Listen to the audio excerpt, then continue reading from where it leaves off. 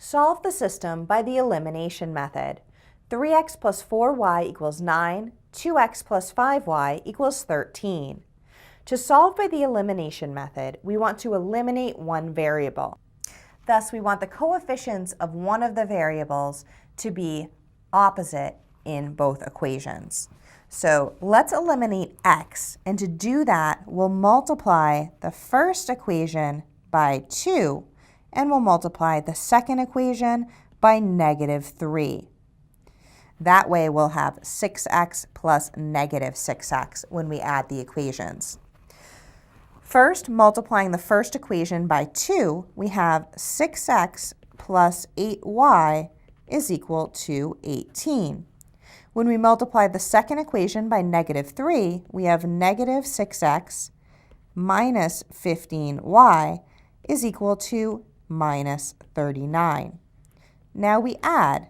6x plus -6x is 0. We've eliminated the x term. 8y minus 15y is -7y. And 18 plus -39 is -21.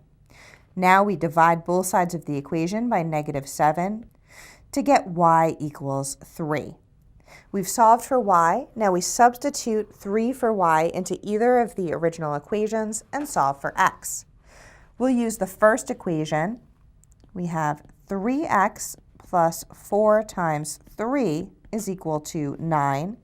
Simplifying, we have 3x plus 12 equals 9. Subtracting 12 from both sides, we have 3x equals -3.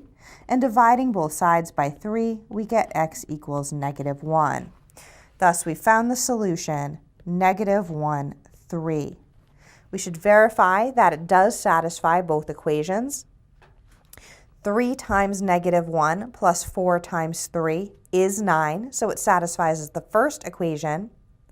And 2 times -1 plus 5 times 3 is equal to 13. So it does satisfy the second equation as well.